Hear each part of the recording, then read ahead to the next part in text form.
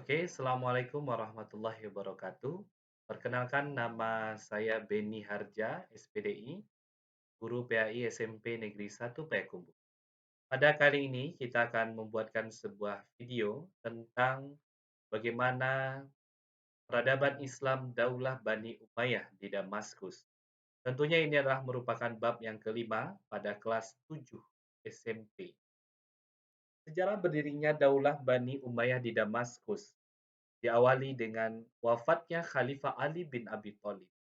Hal ini menandakan berakhirnya masa Khulafatur Rasyidin dan berdirinya sebuah dinasti baru yaitu Bani Umayyah. Muawiyah bin Abu Sufyan bin Harb bin Umayyah merupakan pendiri dari dinasti Umayyah ini. Dinasti Bani Umayyah berdiri selama 90 tahun. Sistem pergantian kepemimpinan pada masa Daulah Bani Umayyah dilakukan secara turun-temurun. Khalifah-khalifah Daulah Bani Umayyah di Damaskus. Terdapat 14 orang khalifah yang bergantian memimpin Daulah Bani Umayyah di Damaskus. Dan masa kedaulahan ini berlangsung selama 90 tahun lamanya.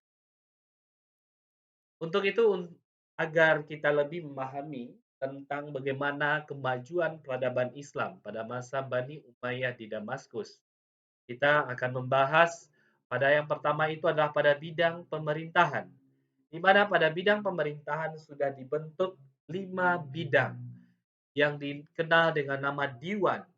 Yang pertama itu adalah Diwan Ar-Rasil, departemen yang bertanggung jawab mengatur urusan terkait surat-surat kenegaraan.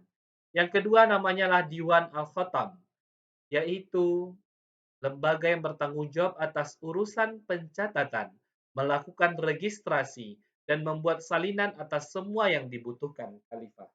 Yang ketiga, Diwan Al-Kharaj, departemen yang bertanggung jawab atas pengelolaan pendapatan negara.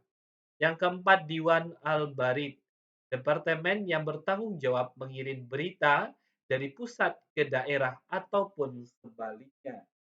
Selanjutnya yang kelima, Diwan Al-Jun, Departemen Pertahanan yang bertanggung jawab atas urusan militer. Baiklah anak-anak Bapak semuanya, kita langsung kepada bidang hukum. Di mana di sini kita akan mengenal beberapa bidang hukum. Yang pertama itu Al-Qadha, yaitu sebuah lembaga peradilan. Pemimpinnya disebut dengan Qadi. Yang kedua Al-Hisbah, yaitu sebuah lembaga yang mengurus tindak kejahatan atau kriminal. Yang ketiga, Al-Mazalim, lembaga yang kedudukannya lebih tinggi dari Al-Qadha dan Al-Hisbah.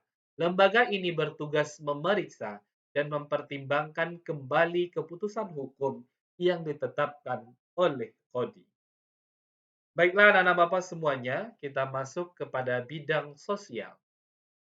Pada bidang sosial, kita di dalam Bani Umayyah ini, kita melihat mereka berhasil membuka hubungan antar bangsa-bangsa Arab.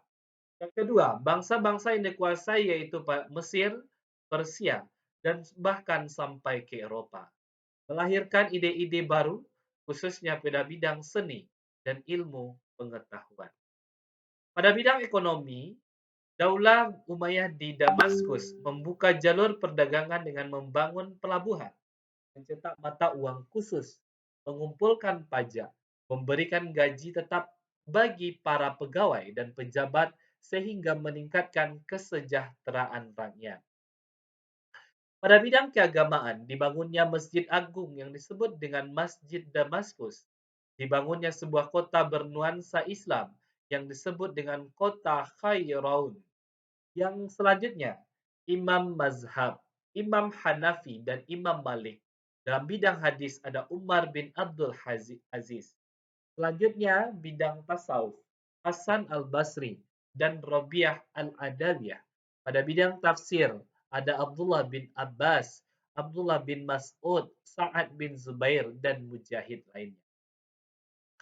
Baiklah, pada bidang pendidikan, Khalid sebagai tokoh muslim yang pertama kali menerjemahkan buku-buku berbahasa asing. Abdullah bin Abbas dan Atta' bin Rabah, tokoh muslim di bidang fikih. Zaid bin Sabit, tokoh Muslim yang dipercaya oleh Rasulullah Shallallahu Alaihi Wasallam menulis wahyu. Hasan al Basri dan Abdullah bin Mas'ud adalah tokoh Muslim di bidang hadis. Al-Akhtar Jarir Al-Farazdak Jamil Umar bin Abdul Rabi'ah adalah tokoh Muslim di bidang syair. Selanjutnya meneladani nilai-nilai Islam dalam sejarah Bani Umayyah di Damaskus. Dalam hal ini, kita dituntut untuk lebih bersemangat dalam belajar, baik ilmu agama ataupun ilmu pengetahuan umum, di mana di dalam masa Bani Umayyah di Damaskus, hal dikotomi agama dengan ilmu pengetahuan umum tidak terjadi. Sehingga mereka memang melahirkan ilmu agama dan ilmu pengetahuan umum dengan capaian yang maksimal. Selanjutnya menambah rasa keimanan dan ketakwaan kita kepada Allah Subhanahu wa taala. Selanjutnya menghindari sikap diskriminasi terhadap siapapun dan menumbuhkan sikap cinta tanah air dan bela negara. Dan selanjutnya, kita dituntut untuk bertanggung jawab dalam melakukan segala kewajiban yang diberikan. Untuk itu, dengan mempelajari sejarah Bani Umayyah ini, kita diharapkan menjadi manusia atau insan yang semakin menjunjung nilai tinggi tanggung jawab dan amanah terhadap apa yang sudah diberikan kepada kita. Mungkin itu saja yang dapat kita sampaikan pada kesempatan kali ini. Semoga apa yang kita sampaikan ini bermanfaat. Wabillahi taufik wal hidayah. Assalamualaikum warahmatullahi wabarakatuh.